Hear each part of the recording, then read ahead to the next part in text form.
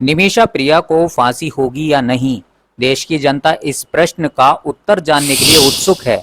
निमिषा प्रिया ने जो किया वह अच्छा था या बुरा, ये तो उस समय की परिस्थिति पर निर्भर था।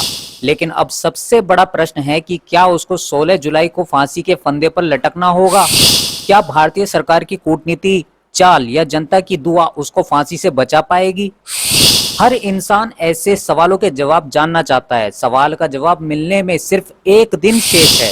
सुप्रीम कोर्ट के सजा बोलने के बाद से निमिषा प्रिया यमन की राजधानी सना की जेल में बंद हैं। निमिषा प्रिया एक यमनी नागरिक की कथित हत्या के लिए मौत की सजा का सामना कर रही हैं। 16 जुलाई को यानी कल उसको फांसी दी जानी है। उसको फांसी से बचाने का प्रयास किया जा रहा है। सेव निमिषा प्रिया इंटरनेशनल एक्शन काउंसिलिंग संस्था ने भारत के सुप्रीम कोर्ट में याचिका दायर की थी।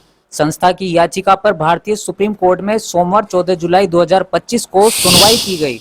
भारत सरकार ने निमिषा को फांसी दिए जाने के मामले में यमन के साथ सीधे कोई बात करने में असमर्थता जाहिर की।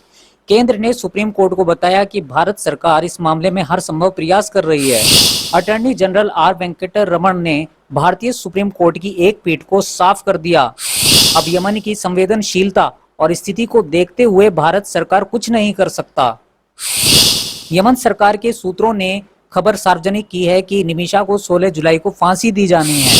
भारतीय सर्वोच्च न्यायालय में परिषद का प्रतिनिधित्व करने वाले वकील ने अदालत में बताया, मृतक व्यक्ति के परिवार को ब्लड मनी का भुगतान करने और क्षमा पाने का विकल्प अभी भी खुला है।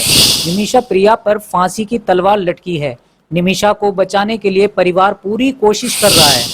भारत से यमन तक निमिषा को बचाने की कवायद जारी है, लेकिन क्या होगा कुछ कहा नहीं जा सकता। सुप्रीम कोर्ट से भी उम्मीद खत्म हो गई है। कोर्ट में खुद केंद्र सरकार ने इस बात की जानकारी दी। सरकार ने सुप्रीम कोर्ट में कह दिया कि निमिषा प्रिया को फांसी से बचाने के लिए कुछ नहीं कर सकती। केरल के पलक्कड़ की रहने वाली निमिषा प्रिया को यमन के सुप्रीम कोर्ट ने फांसी की सजा बोली है। निमिषा की जान बचाने के लिए सरकार, परिवार और विभिन्न संगठन हर संभव कोशिश कर रहे हैं। इस बीच शरिया कानून के तहत ब्लड मनी के जरिए मृतक के परिवार से माफी की उम्मीद। अगर मृतक का परिवार ब्लड मनी स्वीकार कर लेता है तो निमिषा प्रिया फांसी के फंदे से बच सकती हैं।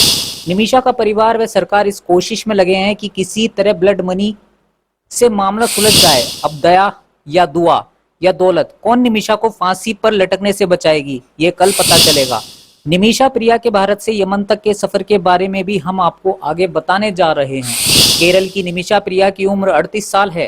निमिषा प्रिया 2008 में नर्सिंग के लिए यमन गई थी। साल 2015 में उन्होंने यमनी नागरिक तलाल अब्दो मेहदी के साथ मिलकर एक क्लिनिक खोला था। निमिषा का आरोप है कि मेहदी ने उसके पासपोर्ट को अपने कब्जे में लिया, उसको प्रताड़ित किया।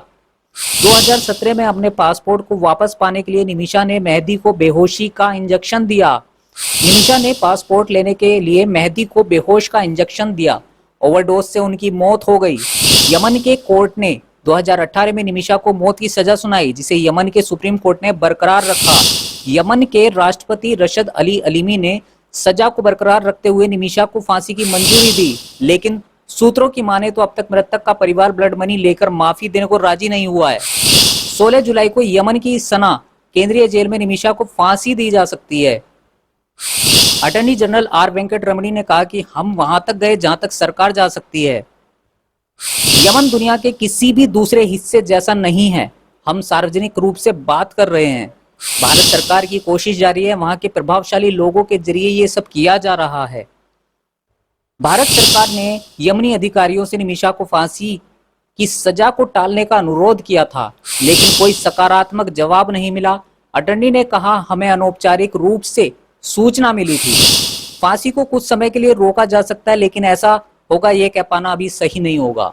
भारतीय सुप्रीम कोर्ट ने इस मामले में अगली सुनवाई के लिए 18 जुलाई तय की है। भारत के सुप्रीम कोर्ट ने केंद्र से उस तारीख को नई स्थिति रिपोर्ट दाखिल करने को कहा है। केरल के मुख्यमंत्री पिनराई विजयन ने पीएम नरेंद्र मोदी से निमिषा प्रिया को बचाने की अपील की है। निमिषा की मां प्रेमा कुमारी अपनी बेटी की सजा माफ कराने के लिए अथक प्रयास कर रही हैं।